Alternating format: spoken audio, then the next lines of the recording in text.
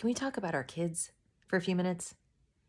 Can we talk about what they might be learning at school this fall, whether they're physically in the classroom or on the other end of a computer? Can we talk about the teachers' unions in this country that have made demands that have nothing to do with their education? Things like defunding the police, universal basic income, uh, voting rights for illegal aliens, welfare benefits for illegal aliens, undocumented workers. What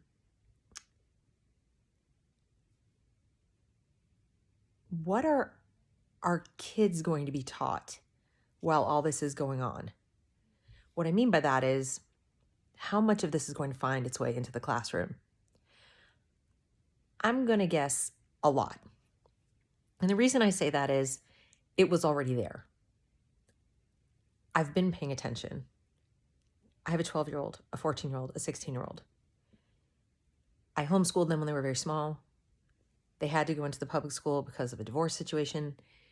They were in the public schools until a little over a year ago for one, half a year ago for another, and I just pulled the youngest one out going into this coming year. In every single case, from the time they went in, they were exposed to varying degrees to the social justice message, to messages explicitly referring to white people as privileged, racist, etc., in the classroom. That was before Trump, in the case of my two older kids. So, as I've said before in videos, this isn't new. It's just bubbling up to the point where it's mainstreamed, completely mainstreamed. And we now have White Fragility is the #1 best-selling book in the country. I think part of that is because of mass purchases by employers thinking they can keep the mob at bay, appease the mob by buying this book and forcing their employees to do training. Teachers are reading this book. Teachers are buying this book. Some schools are making them read this book. I'm worried as a parent and as an American about what it's going to do to these young minds to be told it's not okay anymore just to love everybody equally. There's no such thing as color blindness. If you go to church and you're taught to love everyone equally, that's wrong. You can't love people who don't agree with what we're about to tell you, which is that they are racist because they're white. If you are white, you are racist, little child. You have privileges. There's no such thing as achievement. If you're in school already and you've done well, that's due to your privilege, not your hard work. If your parents have done well, that's their privilege, not hard work. If your parents don't agree with what we're telling you, they're the problem. They're the enemy. This is an ideology. This is a belief system, very similar to a religion. It's only missing redemption. You have original sin, ironically, to varying degrees. Not everyone has it, unlike the regular original sin. And there's no redemption. You have to make demanded apologies. You have to make a public statement of loyalty and confession. And I've seen them do this to children already with privilege exercises where you have to publicly in front of your friends admit all kinds of privilege and things that, you're told you have, whether, you agree or not, it's irrelevant. It's that you're taught this as if it's fact. There's no objective truth anymore. There's only his truth, your truth, her truth, the other truth, all these other truths, and none of it is objective.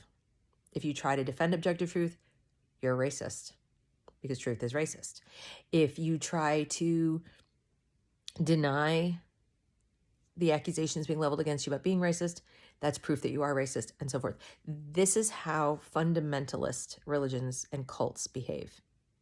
This is very similar to how like ISIS would indoctrinate somebody, or how, various cults would do it. And there's a lot of good cop, bad cop too. There's, what's wrong with you? You're a terrible person. And then there's, well, let me explain to you why you need to listen. And if you just do this, it will all go away. Well, now imagine the young mind in this kind of environment. whether it's a social studies class or a science class or an English class where you're being forced to read a specific book, perhaps White Fragility itself, or some, children's book based on it, which I'm sure is on its way to the publisher as we speak. What's it going to do to your sense of self? Now, it's not just white people, white children. What's it going to do to the Black child to be told you have no hope of success in this horribly, irredeemably, intrinsically, systemically racist society in which you were born, unless your peers do their penance and get out of your way the way we are telling them to get out of your way. And it's not age specific. And unless they do all these things, and if their parents don't agree, go up against their parent, continue to proselytize to everybody, their peers, their family, etc. Unless they do that, you are going to be oppressed. In fact, the very existence of all of these things means you are oppressed. If a child were to say, but I don't feel oppressed, oh, but you are. You just don't really realize it. You're so brainwashed under this white system. What's it going to do to their mindset? What's it going to do to friendships? What's it going to do to even the ability to have friendships? What's it going to do to the child who has one white parent and one Black parent, who's mixed themselves?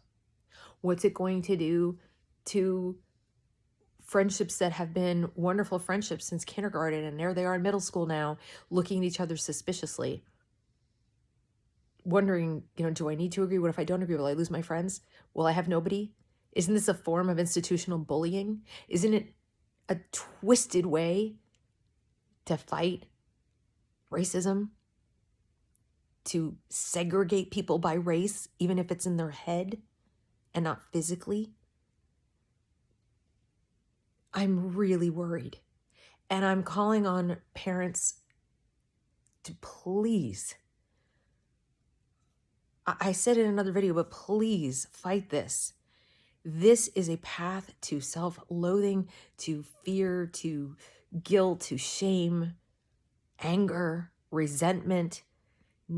There's no constructive purpose to this. No one can tell you this is the good that we're striving for. There's no good. So we want an equal society, and then the next breath tell you it can never happen, because this entire country was formed on, the basis of people not being equal. First of all, that's false. The fact that we didn't achieve or live up to that stated goal day one does not mean that we have not been in a perpetual push to do so since July 4th, 1776. The evidence is all there. In order to form a more perfect union, not a perfect union, a more perfect one, it's very hard to get millions of people to all agree on anything and form a country and have it be peaceful and have it be prosperous. And we have done it. We've had a melting pot with people coming from all over the world, every race, every culture, everything you can think of coming here to pursue happiness, to pursue a dream. And what's it going to do to that cohesion, to that union, to start telling our children at the youngest age, it never was possible, it never happened, it was a lie, it's not possible, it's not going to happen, and there's no goal other than to tear this system down. To what end? To replace with what? And isn't it convenient then that Black Lives Matter is a Marxist organization? Isn't it convenient that these two things are happening at the same time? This white supremacist ideology, and that's what it is, make no mistake, pushed on people at the same time that you have this Marxist group agitating in the streets, getting people all fired up, harnessing the bitterness, the resentment, the fear, and the envy of a small subset of the Black population, taking kernels of truth about the present, about the past, and exaggerating it to give people a ready excuse for their pain, a ready target for their frustration, and then telling the people who are the target, you deserve it, you had it coming, there's nothing you can do to stop it, only thing you can do is just penance, penance, penance, penance, penance. And I just think that is toxic and destructive, and it's bad enough in terms of what it does to adults. It does terrible things to adults. It turns them into petty tyrants and control freaks with their friends. They become just absolutely driven and mindless repeaters of this dogma over and over and over. They isolate themselves away from people, break up relationships, break up families. And those are adults. I can't imagine what these children are going to go through.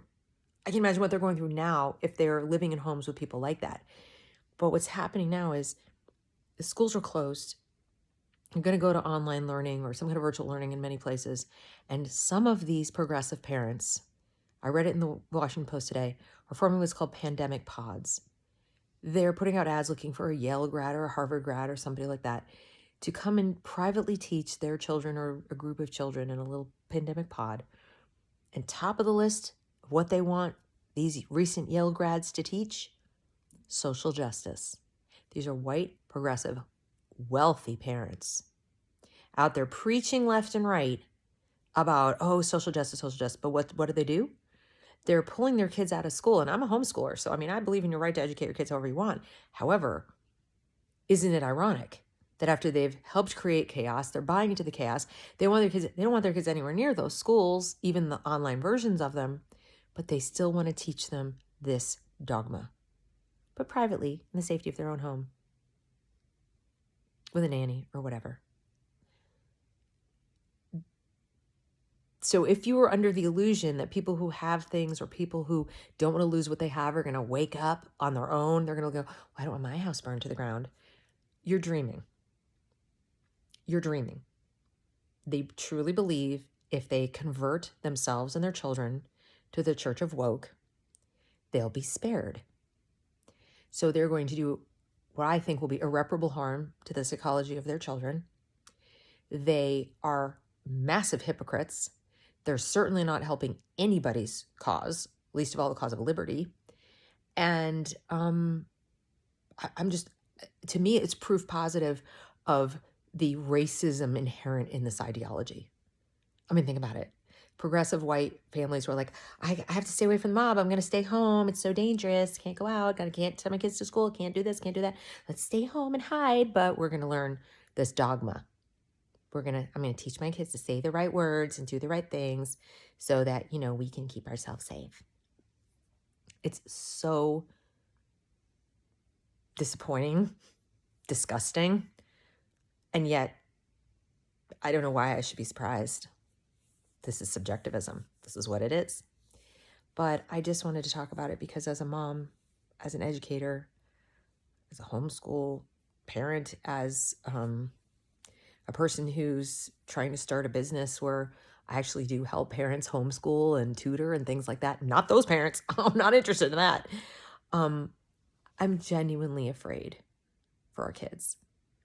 And that is one thing I just wanted to let you all know, that if you're out there and you're concerned about your kids and you do want them to be learning or having a tutor or somebody who is concerned about their emotional well-being and just wants to teach them the facts and help them learn to think and combat some of this stuff by just plain learning to think and think critically, I can help. That's pretty much what I do. Contact me privately and I will give you the information. But I'm genuinely afraid for our kids and subsequently for our country because they are the future. I hate to sound like an inspirational poster, but that's the reality. We have got to prevent this ideology from infecting their minds. It's a mind virus. And right now they're safe at home and they're not in school. But when they go back into the care of people who've been reading this book and marching in these protests, I don't even want to think about it. It really scares me.